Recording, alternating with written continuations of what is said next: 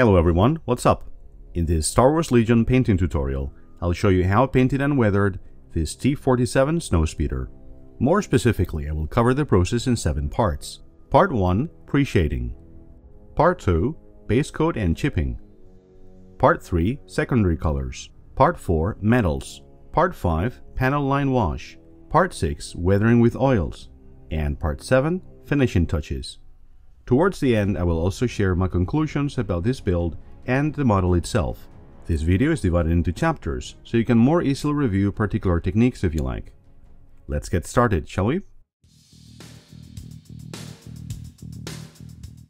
Time to get the model primed. This time I went with AK Gray Primer with Microfiller, which is an unusual choice for me in terms of color. I almost always go with black regardless of the finish. As usual, let me warn you that this primer is even more toxic than normal lacquers, due to the filler particles that it includes. So please make sure to use both a respirator and a booth if you try it. If you can meet those conditions though, these AK primers are really hard to beat.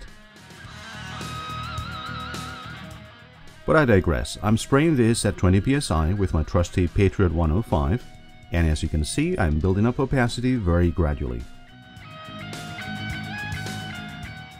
The end result was super smooth and uniform, and I was eager to start with the pre-shading proper. So the next step is applying highlights with white primer. Right from the get-go, you can see that I was having problems with paint atomization. The reasons for this were probably two. First of all, this was a pretty hot day, and my studio was at over 27 degrees Celsius at the time. And secondly, I had neglected this Badger Patriot Xtreme for months. And it's clear that I should have given it a good clean before I started. In any case, that is the perfectionist in me talking, really. The crux of the matter is not getting perfectly neat highlights, but the effect later on. In fact, some graininess may actually contribute to a better finish in the end. So do not fret if, like me, you struggle with the white paint. After a couple of minutes, things were beginning to take shape and I was much more confident in the end result. By the way, this is only the 4th model that I've applied pre-shading to, and I'd never done it on camera, so I was a little anxious to be honest. Time for the black primer now. That is to say, for the actual shading part of the process.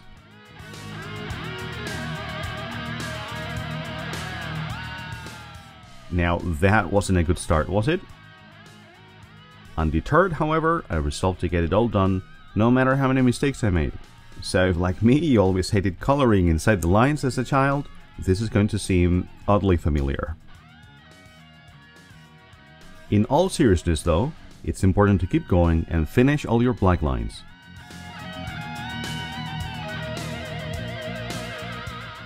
You can always go back and fix some of the worst mistakes with gray paint, but wait for that until you're done with the black.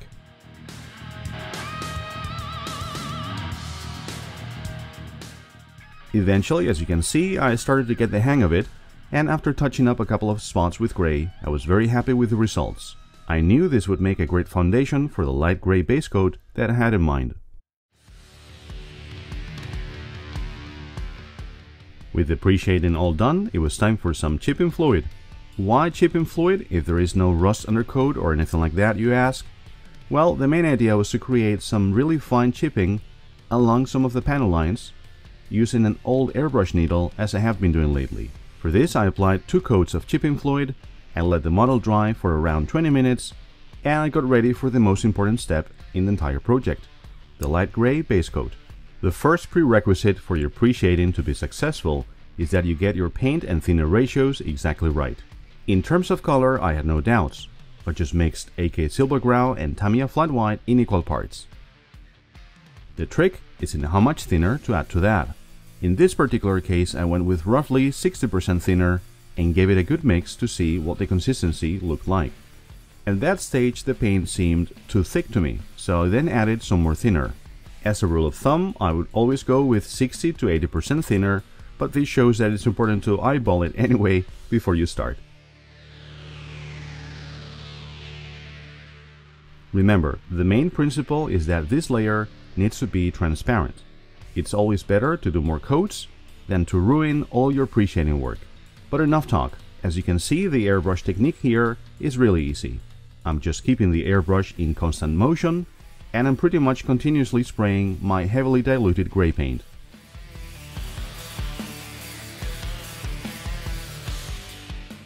At the same time, however, I'm going really easy on the trigger. It's critical not to flood any one area with paint.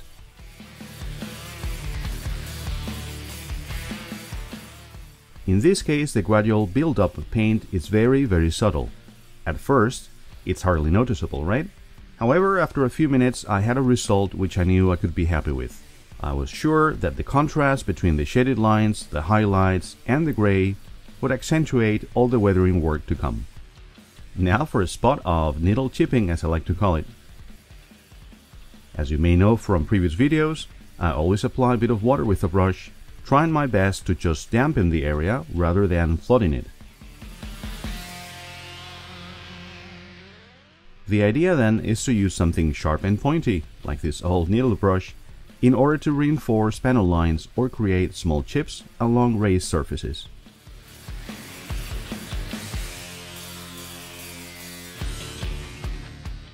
Now I have very little serviceable footage of this step, as I couldn't really keep the model steady while filming, but I hope you get the idea. And here you can see the finish by the end of this step. If you're enjoying this video, guys, consider joining the Race for Terra Patreon, which starts at only €1 a month. Patreon supporters get to join a vibrant Discord community of weathering enthusiasts from all over the world, and they can also participate in events like our channel quiz or have their own work featured in one of my videos. No self-respecting T-47 could be complete without some yellow, orange or red stripes, but before that I had to invest quite a bit of time in masking. Once again, I got ready to apply some chipping fluid first of all. The idea behind this is not only to create scratches and chips on the orange stripes, but also to make sure that any overspray could be rectified easily without any repainting. I'm sure you know the drill by now, so let's move on to the paint, shall we? This slightly thinned Vallejo Game Air paint proved much more difficult to spray than the last time that I used it. Why? Well, it's the damn heat again. So learn from my mistakes, guys, and change your thinner ratios once your hobby room starts to get really hot, like mine does. After a couple of passes though, I knew that the finish would be good enough for my standards. However, peeling off the masking tape on camera still made me hold my breath in anticipation. Would there be some sort of disaster? I'm sure many of you know the feeling, right? In the end though, everything looked perfectly clean and I was a very happy camper. Applying chipping to the orange stripes was pretty easy. Just a matter of dampening the area, applying some friction with a toothpick, and cleaning up the flecks of acrylic paint with a damp brush. A few months ago I had done another T-47, but I never recorded any of it. On that one, I obtained some really cool fine scratches on the orange stripes, but now that I wanted to show on camera, most of the chips were too large and ungainly by comparison, of course. I call it the curse of the content creator. But anyways, good enough for me, I thought. This is Vallejo Gloss Black Surface Primer, which I use quite often, but never as a primer as such. The idea is to undercoat the areas to be painted in metallic colors with this gloss black first.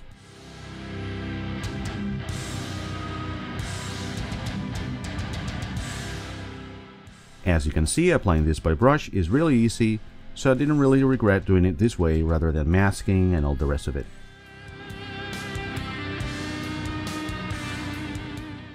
While the black primer dried, I wanted to get the gun barrels done. For this, I preferred a matte dark gray finish, which could easily represent some kind of metal alloy. For the masking this time, I used a combination of masking tape and camo putty, which you may have seen me use in other videos. The reason why I wanted to airbrush this at all costs rather than use a brush was to avoid getting any brush marks on the barrels, which I knew would be clearly visible in the model.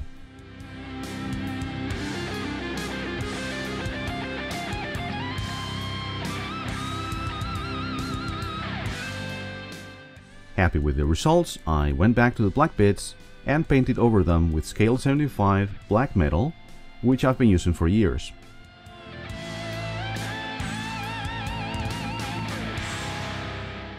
Once that dried, I got out my 3 metallic oil brushers in order to increase the level of realism in the finish.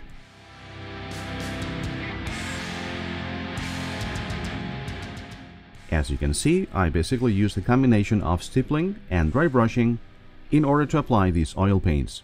Here you can see the results at the end of this step.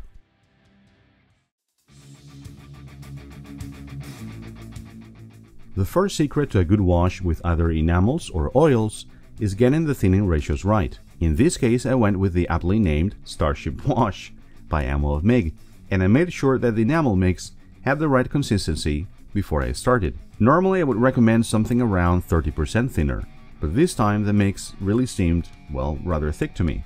So I added some more thinner than usual. As with the base coating before, it's better to go too thin than too thick. You can always apply more wash later. Armed with my trusty synthetic liner brush, which by the way, I consider the second secret to a precise panel line wash, I started to apply my enamel mix.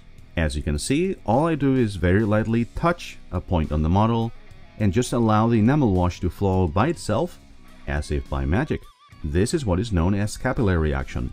In this case, this was enhanced through the application of a generous coat of gloss varnish prior, which I did off camera, and this is what I would call the third secret to getting this exactly right.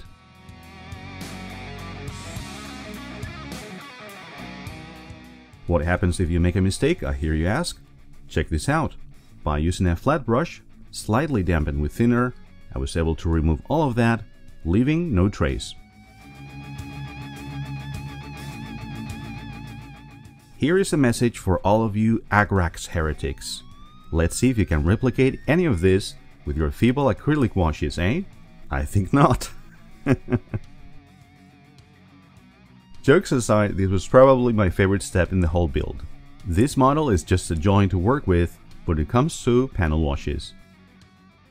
Make sure to give this a try if you can.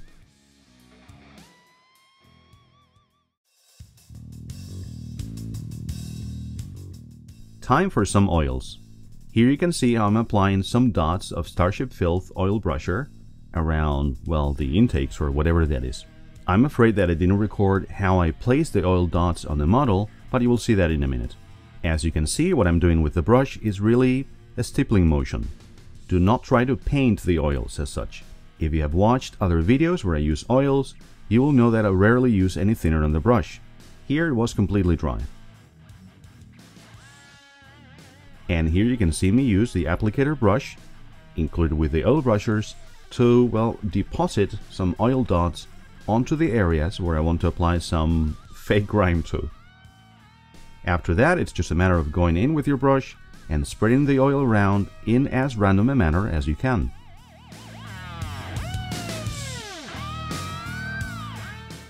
If you make a big mess for whatever reason, just use a brush dampened with thinner, and chances are you will be able to erase it without any trace. So if you ask me, this technique is hard to beat in terms of both ease of use and quality of finish.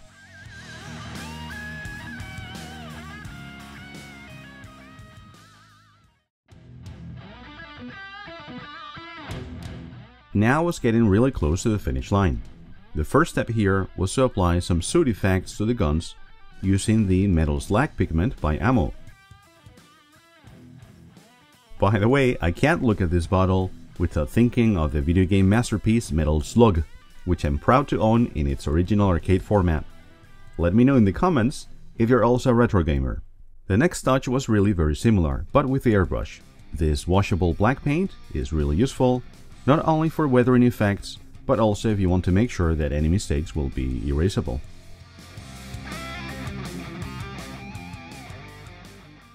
The next step was one which I knew would be both time-consuming and, well, rather scary. Doing the fake canopy glass. If you know me, you know that painting little fake reflections and stuff like that is, well, anathema to me. So instead, I decided to use Tamiya Clear Smoke. Just like I have used Tamiya Clear Red for the lenses of many droids and stuff like that. The idea is to first apply a thin coat of this clear paint and let it dry a little bit. Then apply a couple of thicker layers as one would do with an acrylic resin rather than with a paint, if that makes sense.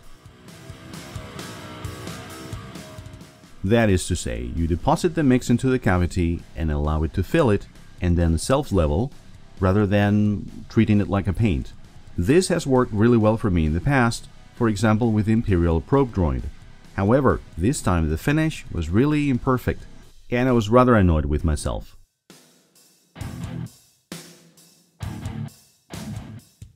In any case, I knew it was time to move on. The imperfections on the canopy were indeed annoying, but I wasn't going to let that stop me from completing the project. The last effect I wanted to achieve was one where I felt very confident of success: streaking effects. Even though I own a lot of dedicated streaking products, including the ammo streaking brushers, I've never had as much success with any of them as I have with oils. These oil brushers have just the perfect consistency in my experience, and they allow me to get easily repeatable results with little effort. As you can see, application is very easy. Using a dragging motion, pull the oil dot downwards. That's all there is to it. You can use different parts of the brush to get different effects, and as with the oil weathering before, you can always erase your streaks and start again.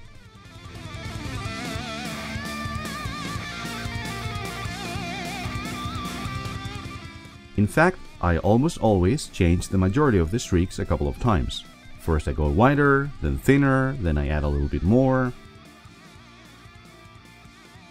This, by its very nature, is totally relaxing, as I know that there is really zero risk involved.